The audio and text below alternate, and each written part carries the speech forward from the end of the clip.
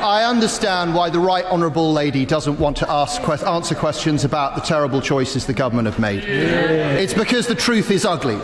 The truth is that this is a punishment meted out to people who don't vote Labour. It's the same punishment meted out to parents who send their children to private schools. It's the same punishment meted out to the owners of small businesses. Angela Rayner has crossed all limits and people are furious over it. Her comments were so disgusting that even Starmer failed to defend them. Angela has a reputation for saying outrageous nonsense that always gets her in trouble. But what did she say this time that was so insane that it has the Labour Party in shambles? It's a mixture of being tone deaf and pure delusion, sprinkled with lies. And many people might not know, Mr. Speaker, but the Honourable Member was the Minister for Growth when, under Liz Truss, inflation was 11.1% and growth flatlines, so we're doing much better than he did.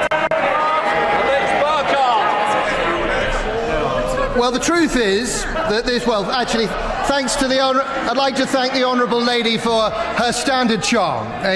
The truth is, this government isn't doing anything to bring down inflation.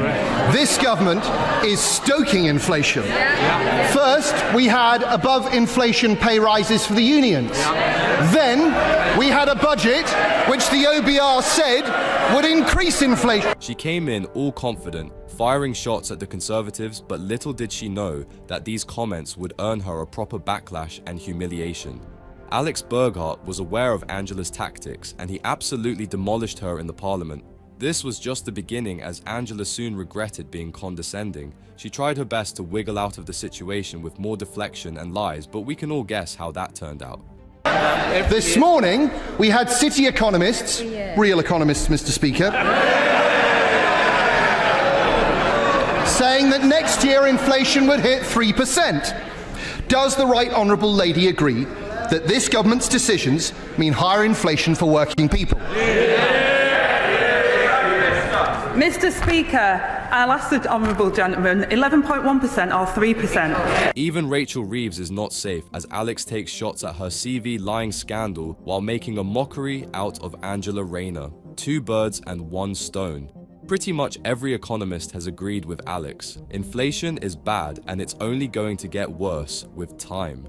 Meanwhile, Starmer and his gang, including Angela, are caught in another huge scandal, exposing them to be hypocrites. Angela tries to blame the Tories again by comparing current inflation to the past, but that's clear dishonesty.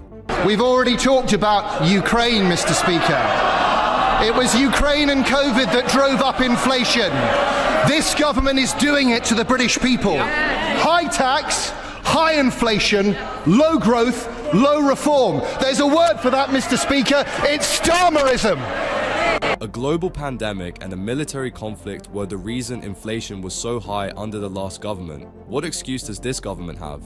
The way Angela is speaking, they have no excuse at all. She's unable to defend any of the allegations against the Labour Party, and it only shows how guilty they are. High tax, low growth, no reform, Starmerism is a fitting term for it. And then there's the issue with the farmers. Angela had the audacity to claim that farmers were happy with the inheritance tax hikes. His party couldn't even get the money out the door for farmers, failing to spend over 300 million on farming budgets. The farmers know they ruined it for them, and that's why we're in government and they're not. Well, perhaps the Right Honourable Lady thinks that everyone came to London yesterday to thank the government. More deflection that's so typical of Angela Rayner. She tried to play the blame game and it immediately backfired. Farmers have been striking for weeks now, demanding that this government should be booted. How out of touch with reality is Angela that she can't see that simple truth? Sadly, this is nothing new. Time and time again, Angela has made horrible statements and she's been humiliated for it each time. You wouldn't believe the kind of abuse she hurled towards the Conservatives a few years back. It gets worse as Alex exposes Angela and Starmer's sinister plan. This is just another part of the budget that's unravelling, Mr. Speaker. Everyone here and all the farmers at home will have heard there was no guarantee there. We know what that means. They're coming back for more. And even if the Honourable Lady had made a promise today, it wouldn't have been worth a fig. We know that the Environment Secretary before the election promised the farmers this wouldn't happen. Labour promises get broken. They're not sorry about what they've done to the farmers. In fact, they're probably going to double down on it. Nowhere has Angela denied any further tax increases, and it only proves that this government is out to make things worse for everyone. Sadly, even their promises are worthless, so there's little comfort there since they've broken pretty much every single promise they've made. But why are they doing all of this? Do they just hate the British public? I understand why the Right Honourable Lady doesn't want to answer questions about the terrible choices the government have made. It's because the truth is ugly. The truth is that this is a punishment meted out to people who don't vote Labour. It's the same punishment meted out to parents who send their children to private schools. It's the same punishment meted out to the owners of small businesses terrified about national insurance contributions. And it's the same punishment meted out to pensioners who can't afford to pay their fuel this winter. Isn't it the truth, Mr. Speaker, that if you don't vote Labour, they don't care about you? Everything Angela Rayner and Starmer have done so far is shameful and completely inexcusable. They know there's no defense for it, and that's why they keep running away from questions. Starmer's jetting off to other nations, and Angela is too busy being a hypocrite. There's a chance that Starmer might get rid of her for costing him £1 billion. Really? You can't even imagine what other trouble she's gotten into. They're punishing those who didn't vote for them, and it won't end well for them. With £1 billion blow to Starmer push for growth. This is already, the wheels are coming off his plans for growth. This is humiliation for Labour as a £1 billion investment has been pulled after Angela Rayner's attack. So P&O Ferries owner DP World pulled a planned announcement of £1 billion investment in his London Gateway container port following criticism by Deputy Prime Minister Angela Rayner. Remember the whole campaign Starmer and Rachel Reeves are running with the new budget? They've been trying to hide the ridiculous mess of a budget by claiming that they're pushing for growth, and they can't even do that right.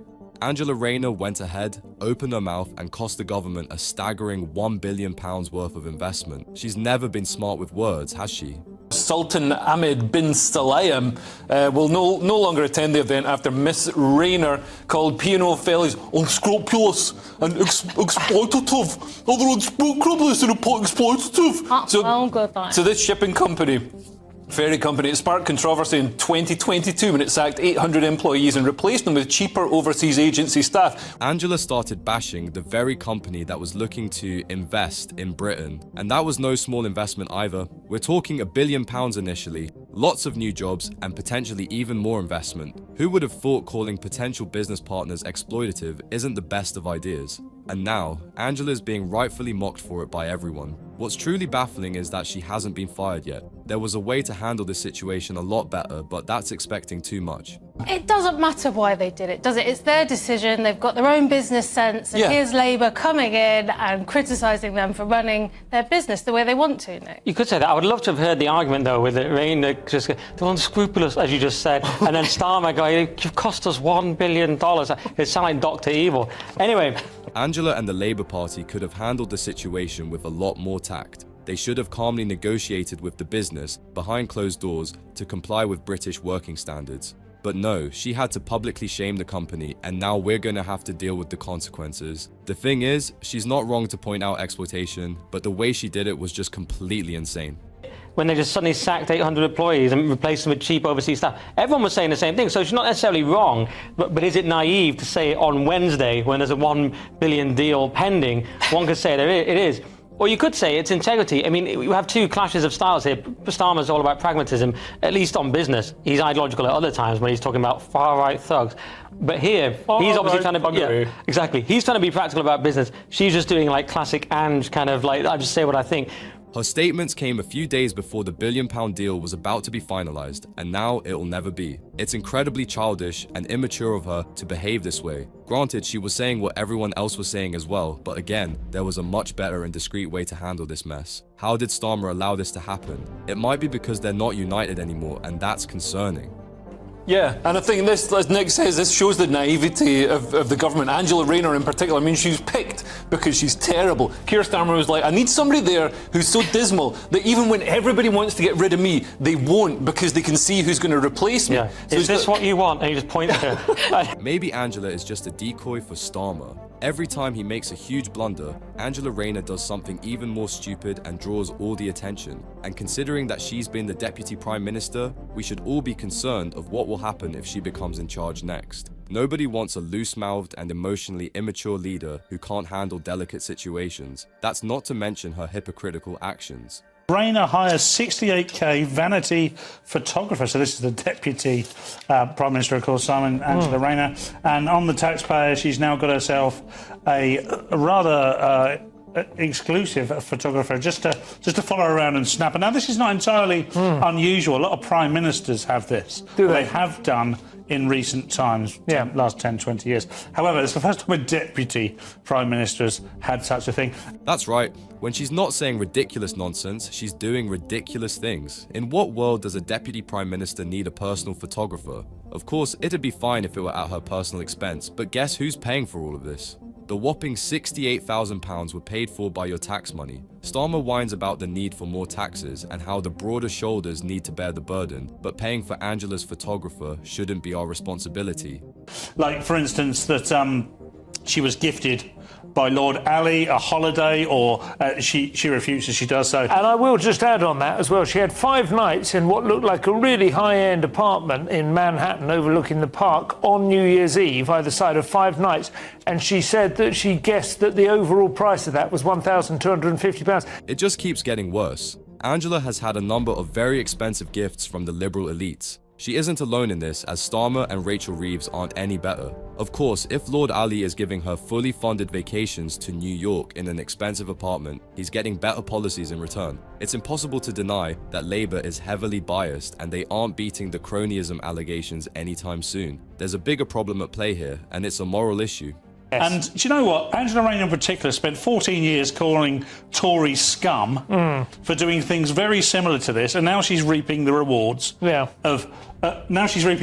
being in high office. She has no leg to stand on whatsoever. This is no surprise. The optics are terrible. The only thing that looks stupid is the emotional intelligence. Angela Rayner has used disgusting, non-parliamentary language for years when bashing the Tories over cronyism. Isn't it the height of insanity and hypocrisy that she's doing the same now? The value of the gifts she has received will shock you. Angela seems to think that there's different rules for her, but the people won't stand for such double standards. Her words and actions have completely ruined her credibility. Basically, the honeymoon period has been a bit odd for Labour, hasn't it? It should have been an absolute delight and a wonderful time for them, but instead it's been more like one of those honeymoons where the bride brings her parents along, and everything's sort of falling apart, and particularly with money scandals, which is very typical of the Labour Party, of course. What they're kind of known for is it tends to be money scandals, and we're hearing about Lord Ali holidays, as it sounds like a scheme in itself. It's concerning and shameful that we've seen so many money scandals come out of this government in such a short amount of time. Labour is in shambles and there's no telling how long they'll laugh in office. One thing's for sure, nobody's going to vote for these people, especially Angela Rayner, in the next elections. All of this just feels a little bit hypocritical. I'll just run through some things. Rachel Reeves has accepted £7,500 in donations for clothing, and she registered it as support for her office, which I'm not sure why that is support. But okay. Angela Rayner has accepted clothes worth £3,500, registered as donations in kind. Calling it a little bit hypocritical is a generous understatement. If your government is receiving gifts in the form of clothes and vacations, what does that tell you about the integrity and honesty of the government? Sadly, this is nothing new. Angela and Starmer managed to fool everyone and won the elections, but this behavior is typical of them. Angela has made even worse statements in the past, and she wishes that people would forget them. Angela Rayner, who's given a speech to Labour members in which she described the Tories like this. We cannot get any worse than a bunch of scum, homophobic, racist, misogynistic... Go on, Angela.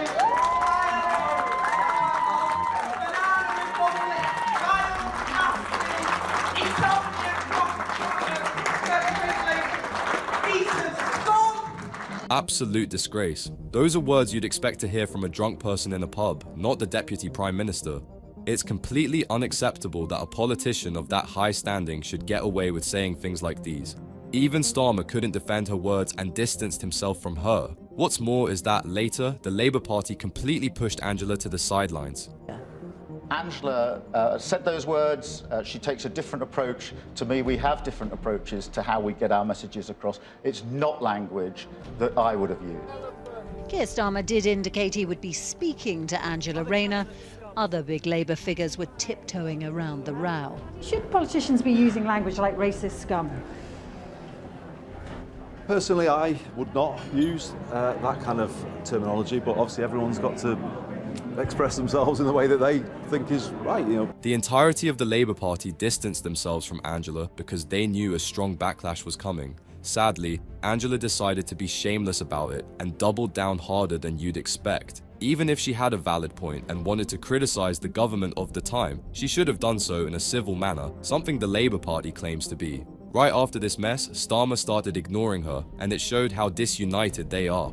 But if the two of you were talking about it so amicably, that means he came into this conference basically ignoring what you wanted. And the slogan for the party conference says together and the future. How are people expected to believe that you and Keir Starmer are together for the future when you can't even apparently agree on the present? Starmer completely disregarded her opinions, and Angela was left seething over it. It was not a good look for Labour when the two people who were supposed to lead the party can't even see eye to eye. Starmer completely amended a plan she was hoping to introduce, and that just shows how Starmer doesn't trust her anymore. No matter how much Angela tries to cover it up, the truth is painfully obvious. The Labour Party sees her as a liability and would get rid of her the first opportunity they get. As chair of the conference, Margaret Beckett, when she opened yesterday, talked about civility. So did the General Secretary, David Evans, when he made his speech. You said last night, we cannot get any worse than a bunch of scum, homophobic, racist, misogynist, absolute pile of banana republic, Etonian piece of scum. Is that the kind of civility that the Starmer-Rayner Labour Party envisages? The Labour Party is all about civility and pretending to be righteous. But when it comes to actually behaving that way, Angela Rayner had put the entire party to shame. Her shenanigans are never ending, and it's embarrassing for her Starmer. Will she ever apologise for this behaviour? Of course, she tried to defend her words and failed miserably. And what I was trying to get across, and this is and it is my passionate way in which I do it, is the anger and frustration that people feel when you have a Prime Minister who has said things and not apologised for them that are racist, that are misogynistic, that are homophobic. Passion and anger can be communicated in a civil way. Does she think we're stupid? This is the woman who's gunning to be the next leader of the Labour Party. Britain's truly doomed if that ever happened. Let's just assume that the Prime Minister of the time did say racist, misogynistic, sexist, and everything disgusting under the sun. Does the horrible behaviour of one justify her behaviour? Angela is doubling down and being stubborn, even though she knows she's wrong. Even if she was given the opportunity to apologise and show some emotional maturity, she'd probably make matters worse. Now, that is a phrase, and let me contextualise it, it's a phrase that you would hear very often in northern working class towns, that we'd even say it jovially to other people. You know, we say it's a scummy thing to do. And that, to me, is my street language, as you would say, about actually it's pretty appalling that people think that's okay to do. Angela Rayner thought the British public is stupid, and she probably still does think that. Her justifications are laughable at best and absolutely childish at worst. It's like watching a toddler trying to explain why they shouldn't be held accountable. Her street language isn't welcome in the parliament of this great nation, and there should be no two ways about it. Nobody's buying the excuse that the words she used aren't actually bad.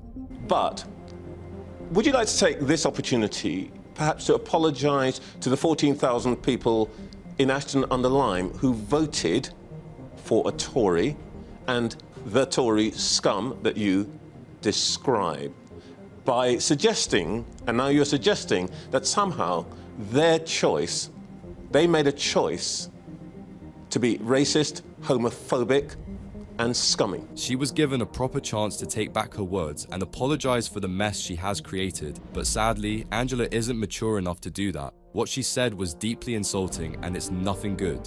She disrespects the entire nation, willy-nilly, and gets away with it. Maybe that is why people are so furious and demanding accountability from this entire government. Acted in that way. And if the Prime Minister wants to apologise and remove himself from those comments that he's made that are homophobic, that are racist, that are misogynistic, then I will apologise for calling him scummy. Oh, come on. No, I'm very serious. You could just deal with it. You could just deal with it very simply by saying, I'm sorry about this. Honestly, I'm really serious about this because I feel really passionate about the fact that when you've got a Prime Minister of the country that thinks it's okay to use the language that he's used then that is appalling. He hasn't That is called appalling. you. Everyone's wrong except Angela Rayner. That's the mentality she lives with. Isn't it ironic that she's talking about appalling language while herself using even more appalling language? People have had enough, and this Labour government seems to be on borrowed time. Be it her past comments or the significantly worse latest comments about the economy and the farmers, Angela is in crisis mode. Maybe now she'll finally apologise and set her act straight. But for that to happen, we need your support, so like the video and subscribe to the channel for more.